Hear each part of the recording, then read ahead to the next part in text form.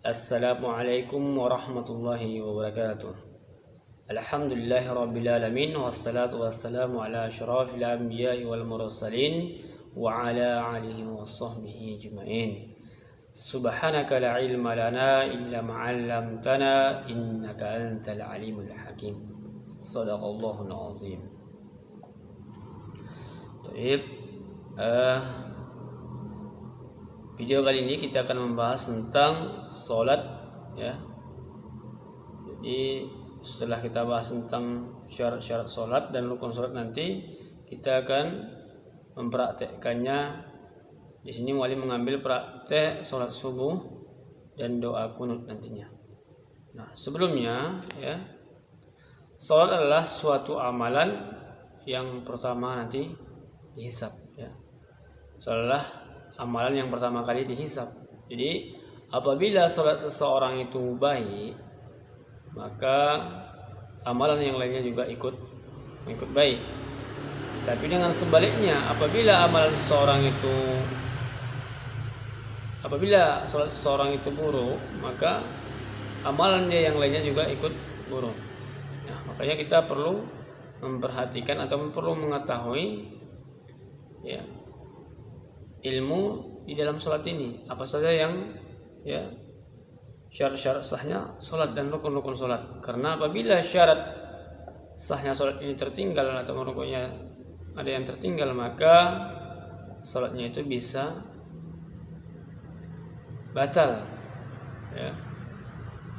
Jadi maka perlu kita perhatikan. Dan di sini muallim menggunakan kitab Matanu Safinatun Najah, yaitu fikih ibadah dari mazhab Imam Syafi'i. Nah, jadi langsung saja kita bahas. Yang pertama adalah syarat-syarat sahnya salat. Faslun syurutu salati samaniyatun.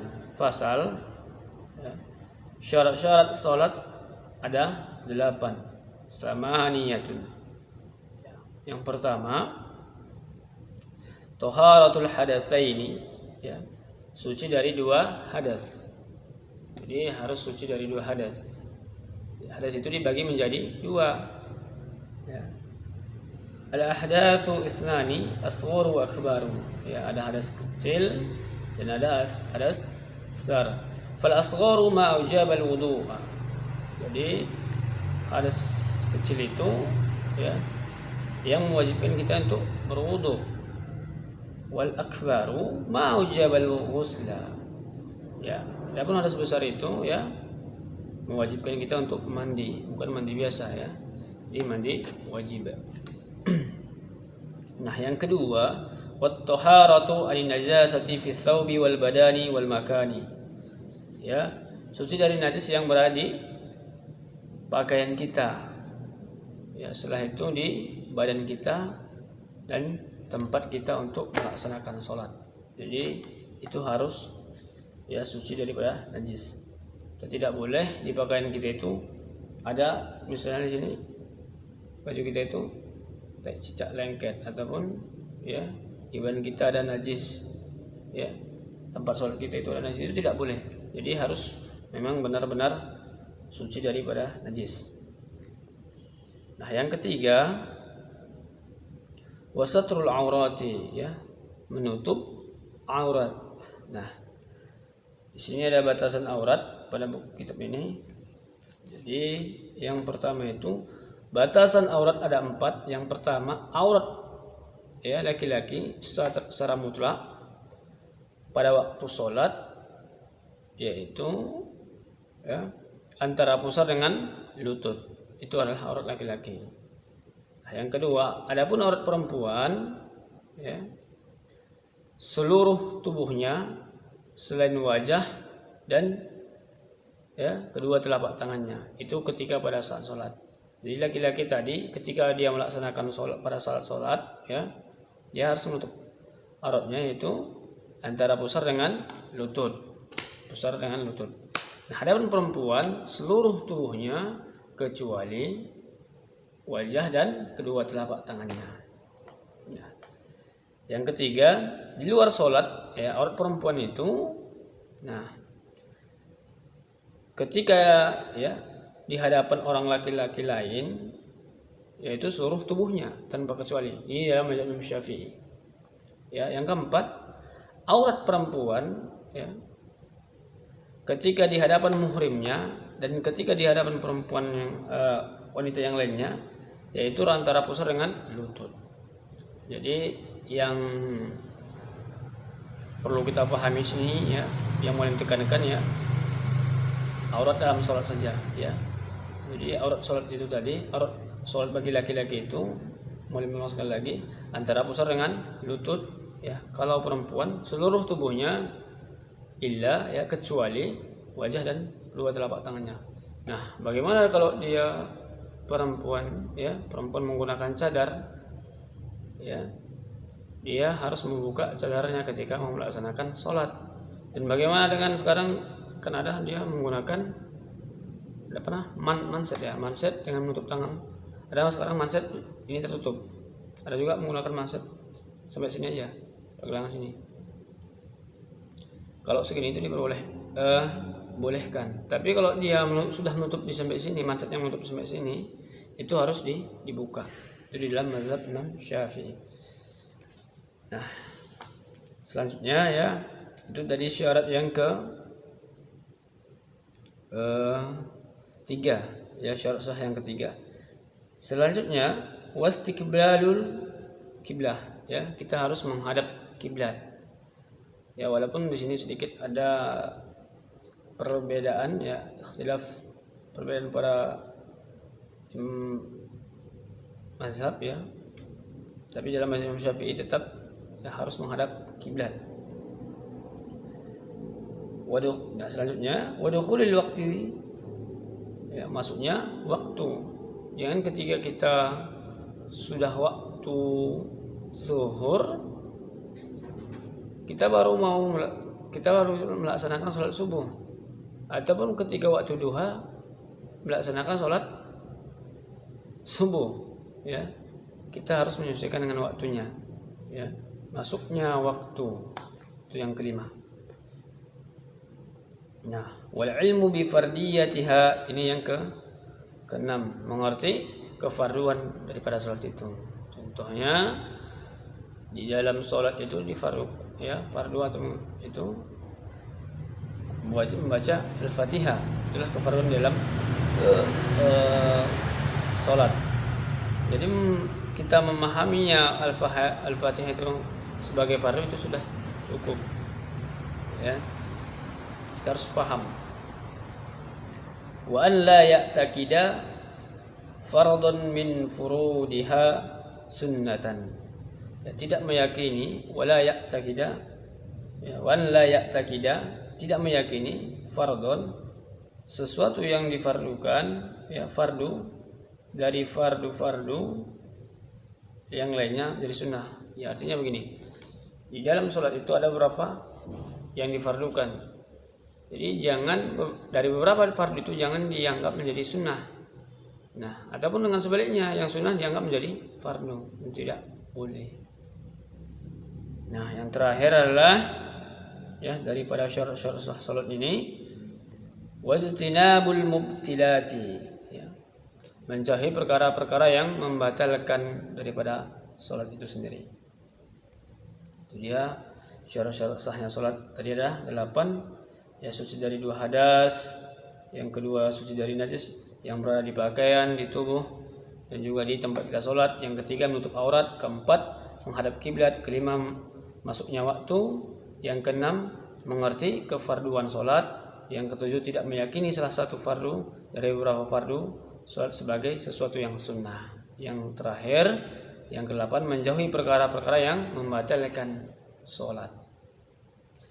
Nah, sekarang kita masuk ke rukun salat.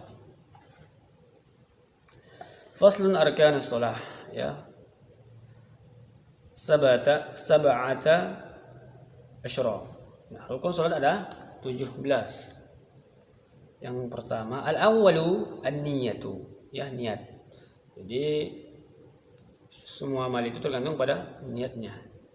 Masalah salat ini, jadi niatnya itu ketika kita melaksanakan salat ya, niatnya itu di awal.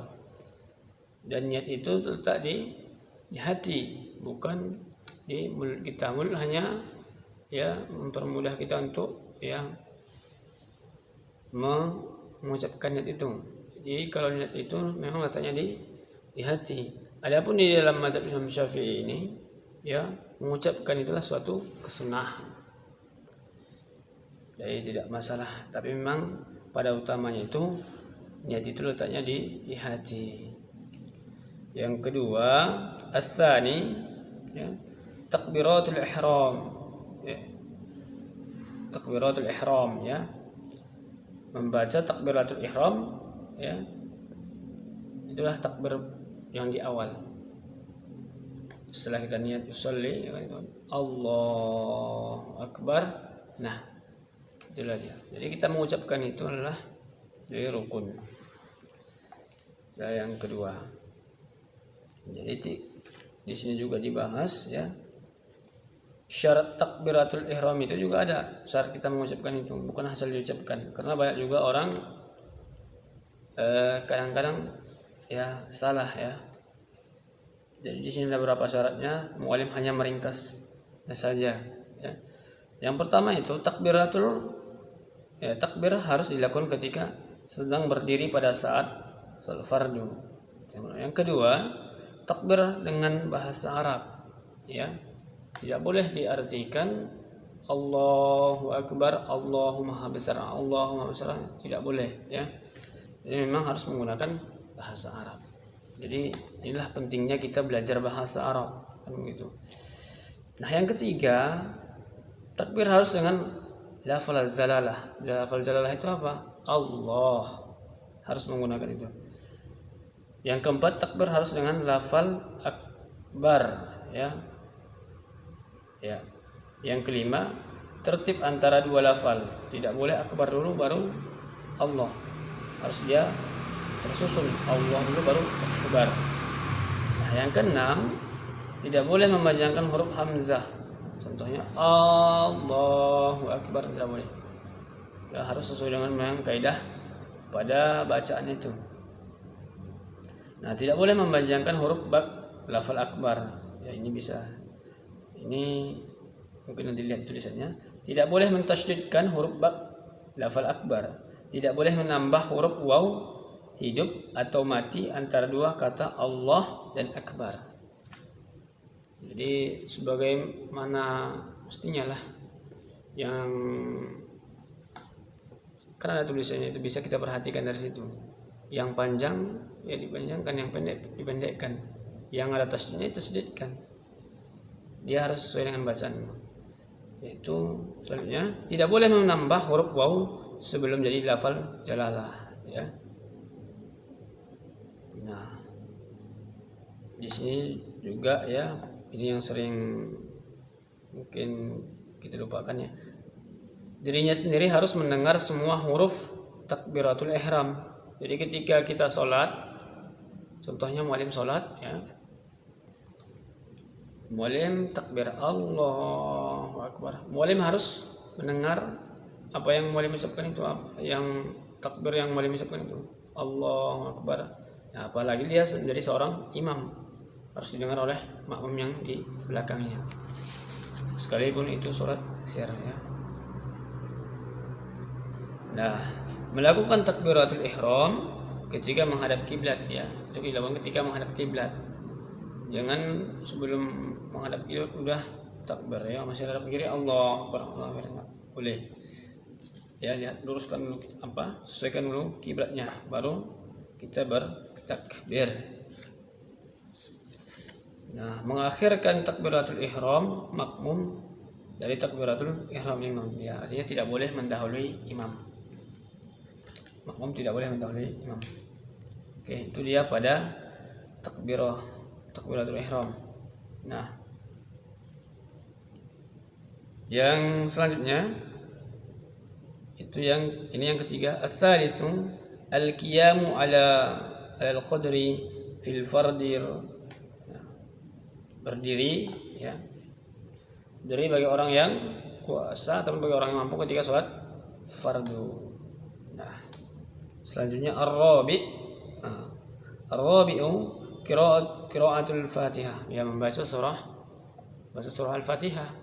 Nah, dalam membaca surah Al-Fatihah juga ya ada beberapa syarat yang harus kita perhatikan. Bukan asal membaca Al-Fatihah begitu saja begitu. Karena syarat Fatihah ini juga sangat ditekankan sekali ya di dalam surat fardu. Nah, adapun syarat-syaratnya di sini ya, ketika kita membaca surat Al-Fatihah dalam salat tersebut, yang pertama itu harus tertib. Tertib dalam artianlah tersusun ayatnya. Jangan ayat yang kelima dulu baru ayat ketiga. Artinya dari 1 sampai selesai. Itu yang pertama. Yang kedua, muallah, yaitu muallah ini adalah tidak boleh berhenti lama. Ya. Ataupun ketika contohnya sudah ketika ayat kedua mau masuk ketiga, ditunggunya dulu lama, itu tidak boleh. Ataupun ayat berikutnya tidak boleh lama menunggu lama. Ini adalah beruntun dia.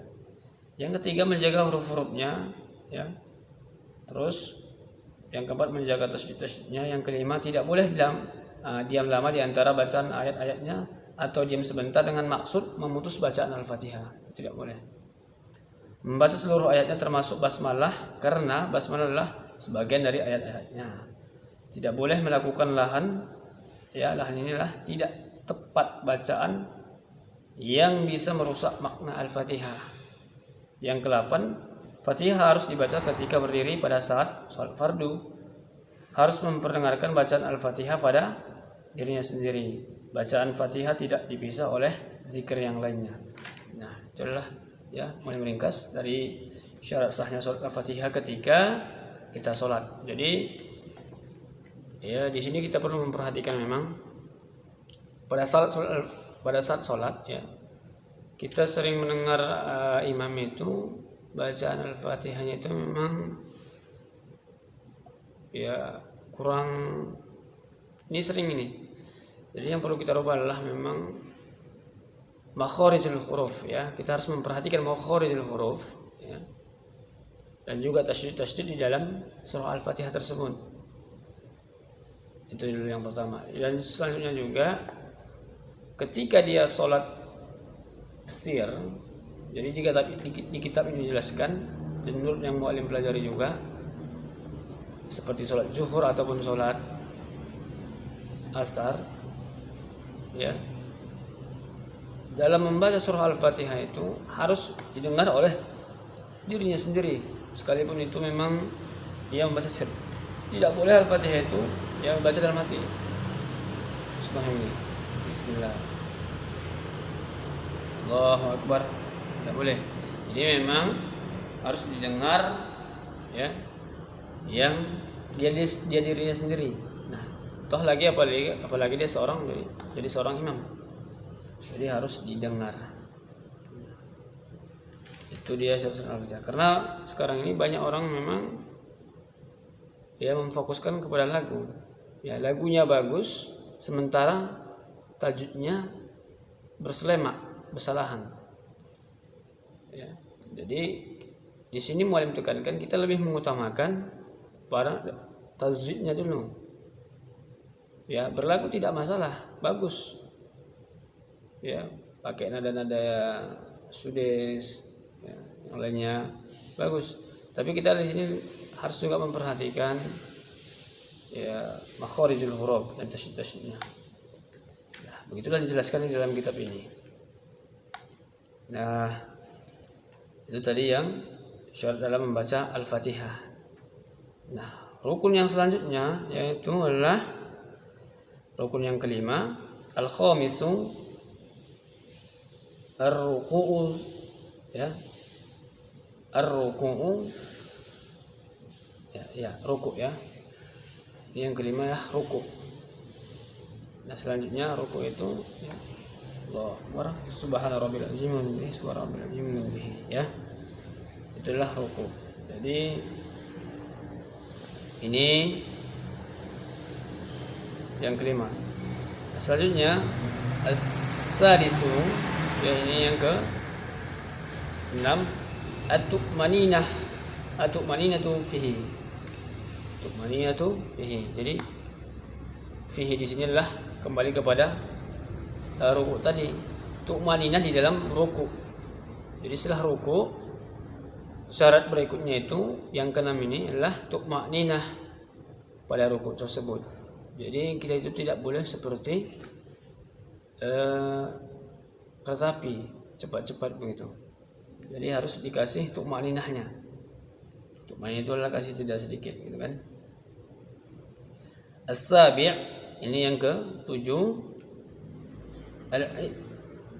al-i'tidalu ya. I'tidal inilah berdiri tegak setelah rukuk. Ya. Itu yang ke-7. As-samin ya. Ini yang ke-8, at-tu'maninatu ya fihi. Fihi ini kembali kepada ya i'tidal tadi. Jadi ini yang ke 8 ya. Dia setelah dia berdiri tegak ataupun i'tidal tadi, maka kembali lagi dia syarat yang berikutnya adalah tumaninah kembali. Ya, berdiri. Sami Allahu liman hamidah, Rabbana lakal hamdu mil'us samawati wa mil'ul ardi wa mil'u ma syi'ta min shay'in ba'd. Jadi di situ juga ada tumaninah, jangan cepat-cepat kita membacanya, setelah kasih dulu jeda sedikit begitu. Nah, yang selanjutnya at-tasi'u ya, at-tasi'u sujudi as-sujudu marrataini ya. Sujud ya 2 kali. Ya, sujud 2 kali. Allah barah subhanallah. Jadi di situ juga ya, ada tumaninahnya.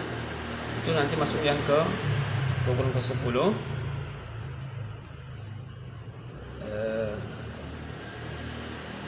Marat ini al-isyarat. Al-ashiru ya.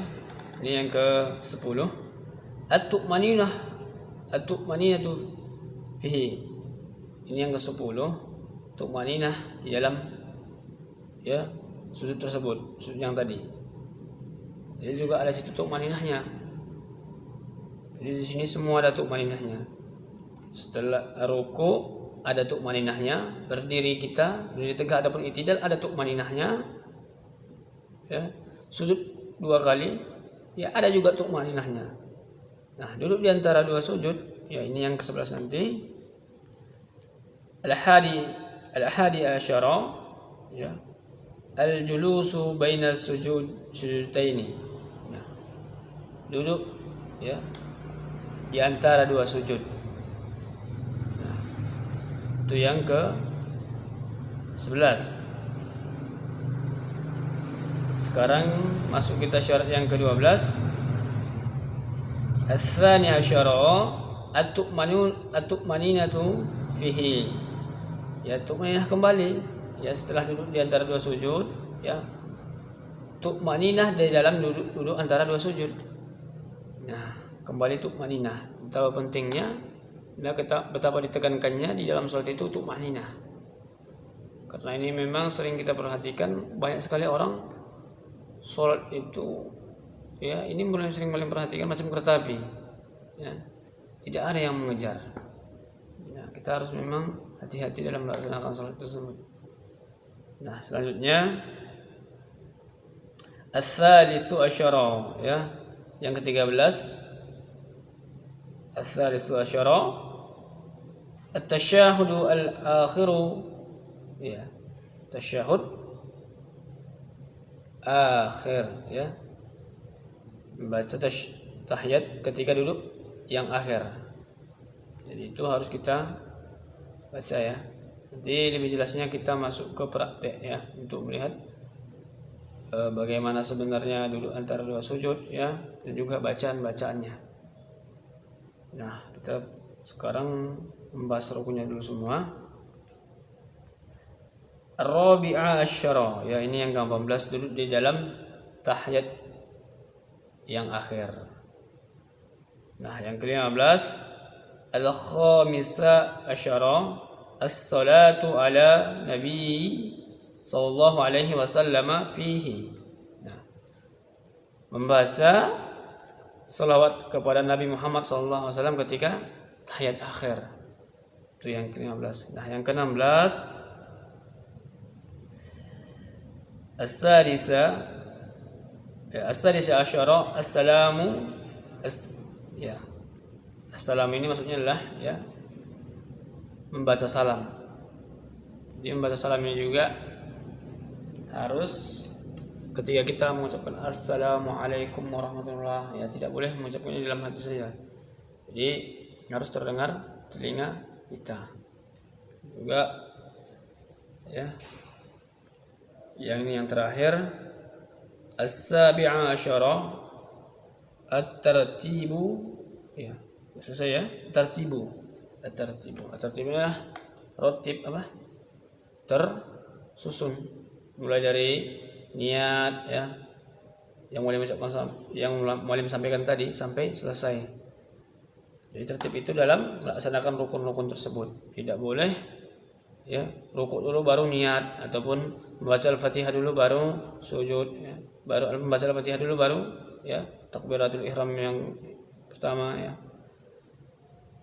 Jadi harus berurutan dia dari atas ke bawah Jadi itu dia dalam rukun salat. Nah, jadi untuk lebih jelasnya lagi kita lihat di dalam video ataupun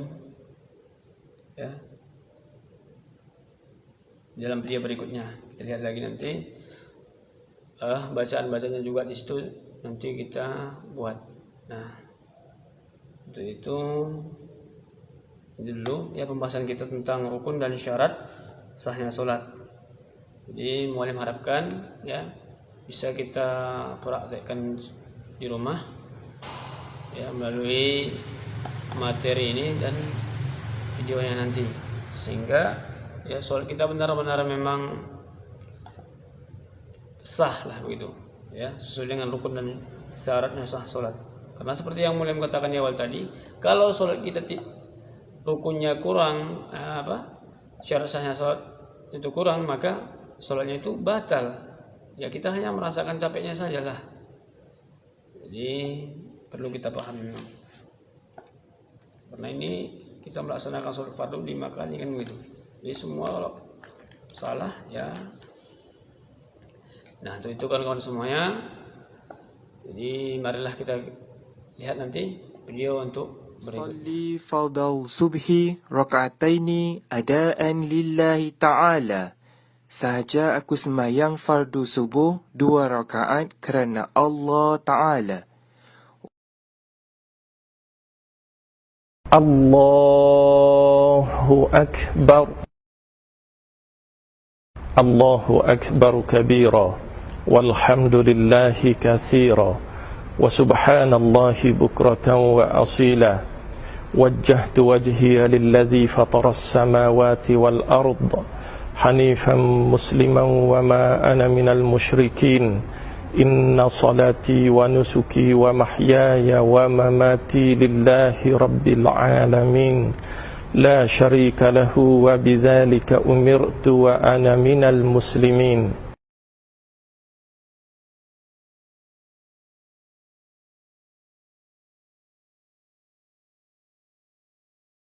بسم الله الرحمن الرحيم الحمد لله رب العالمين الرحمن الرحيم مالك يوم الدين إياك نعبد وإياك نستعين اهدنا الصراط المستقيم صراط الذين أنعمت عليهم غير المغضوب عليهم ولا الضالين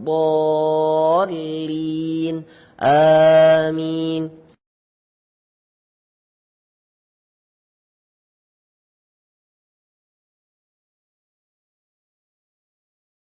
بسم الله الرحمن الرحيم إنا أعطيناك الكوثر فصل لربك وانحر إن شانئك هو الأبتر. الله أكبر. سبحان ربي العظيم وبحمده سبحان ربي العظيم وبحمده سبحان ربي العظيم وبحمده سمع الله لمن حمده ربنا لك الحمد الله أكبر سبحان ربي الأعلى وبحمده سبحان ربي الأعلى وبحمده سبحان ربي الأعلى وبحمده الله أكبر رب اغفر لي وارحمني واجبرني وارفعني وارزقني واهدني وعافني واعف عني الله أكبر سبحان ربي الأعلى وبحمده سبحان ربي الأعلى وبحمده سبحان ربي الأعلى وبحمده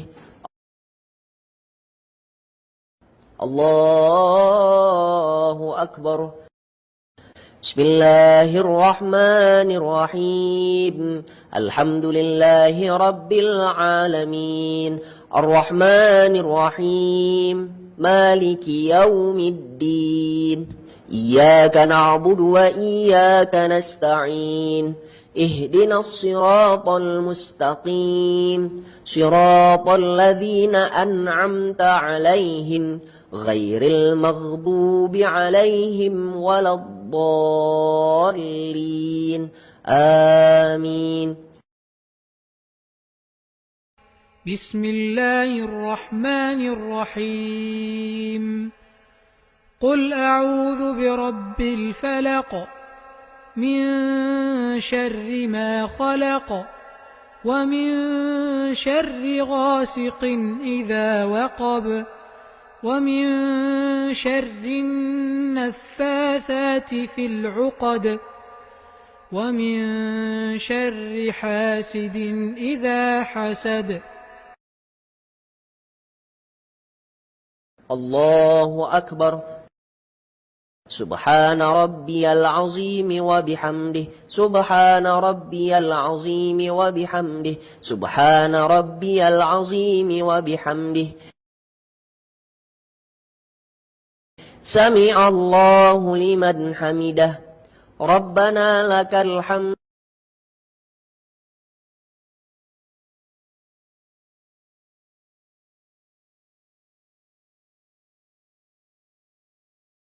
اللهم اهدني فيمن هديت وعافني فيمن عافيت وتولني فيمن توليت وبارك لي فيما أعطيت وقني برحمتك شر ما قضيت فإنك تقضي ولا يقضى عليك وإنه لا يذل من واليت ولا يعز من عاديت تباركت ربنا وتعاليت فلك الحمد على ما قضيت وأستغفرك وأتوب إليك وصلى الله على سيدنا محمد وعلى آله وصحبه وسلم.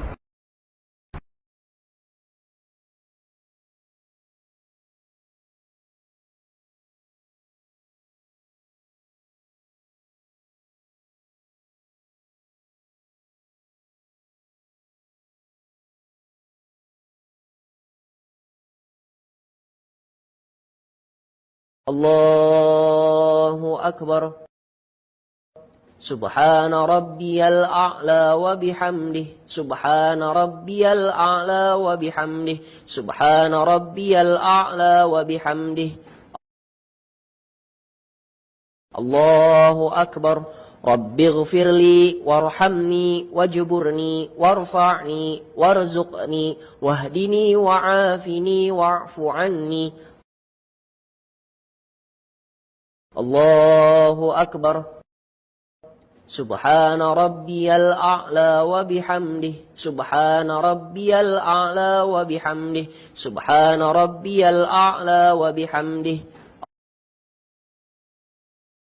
الله أكبر التحيات المباركات الصلوات الطيبات لله السلام عليك أيها النبي ورحمة الله وبركاته السلام علينا وعلى عباد الله الصالحين أشهد أن لا إله إلا الله وأشهد أن محمدا رسول الله اللهم صل على سيدنا محمد وعلى آل سيدنا محمد كما صليت على سيدنا إبراهيم وعلى آل سيدنا إبراهيم وبارك على سيدنا محمد وعلى آل سيدنا محمد كما باركت على سيدنا إبراهيم وعلى آل سيدنا إبراهيم في العالمين إنك حميد